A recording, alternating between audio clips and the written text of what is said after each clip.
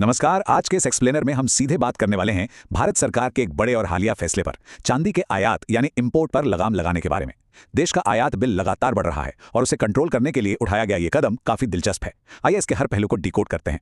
सबसे पहले यह समझना जरूरी है कि जब किसी देश का आयात बिल तेजी से ऊपर भागता है तो उसका अर्थव्यवस्था पर कितना भारी दबाव पड़ता है। ये कोई छोटा मोटा खर्च नहीं है, बल्कि एक ऐसा बढ़ता हुआ राष्ट्रीय बिल है जो देश की आर्थिक सेहत की पूरी दिशा ही बदल सकता है। और सच कहें तो यही वो बुनियाद है जिस पर यह पूरी हलचल मची हुई है। पर सोचने वाली बात यह है कि आखिर इस भारी भरकम बिल को कौन बढ़ा रहा है। मैक्रो इकोनॉमिक्स के इस बड़े दबाव को अगर थोड़ा दरकिनार करें तो असली रहस्य तो यही है कि वो कौन सी खास चीज है जिसकी वजह से यह बिल एकदम से रॉकेट की तरह ऊपर जा रहा है।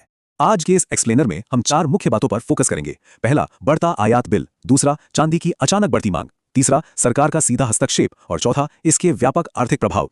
तो चलिए सबसे पहले बात करते हैं बढ़ते आयात बिल और व्यापार के मैक्रो इकोनॉमिक्स की।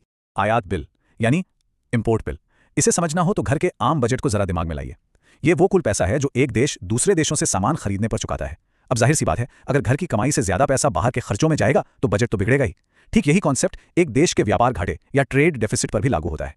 अगर व्यापार संतुलित है तब तो सब एकदम ठीक और सस्टेनेबल है, लेकिन जैसे ही आयात बिल का कांटा तेजी से ऊपर भागने लगता है तो समझ लीजिए कि ये एक बहुत बड़ा रेड फ्लैग है।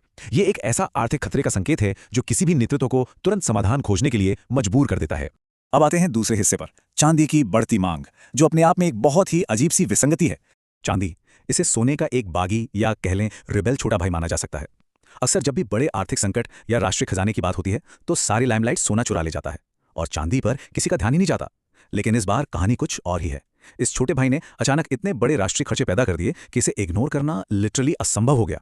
आंकड़े अक्सर बहुत कुछ कहते हैं और डेटा में एक जबरदस्त स्पाइक दिखा। जहां सामान्य कमोडिटी का इंपोर्ट ऐतिहासिक रूप से एक सीधी लाइन में चल रहा था, वहीं चांदी का ग्राफ अचानक से असमान रूप से उछाल मार गया। और बस यही वो डेटा पॉइंट था जिसने सरकार का पूरा ध्यान सिर्फ और सिर्फ इस एक खास धातु पर फोकस कर दिया।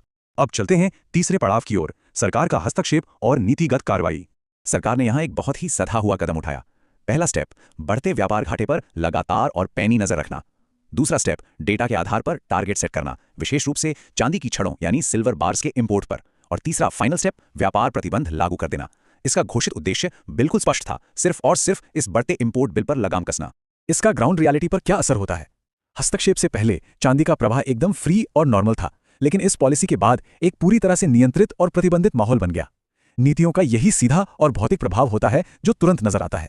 अगर सीधे ट्रेड रिपोर्ट्स की भाषा पर गौर करें तो कहा गया है कि भारत सरकार ने बढ़ते आयात बिल को रोकने के लिए चांदी की छड़ों के आयात पर प्रतिबंध लगाया है।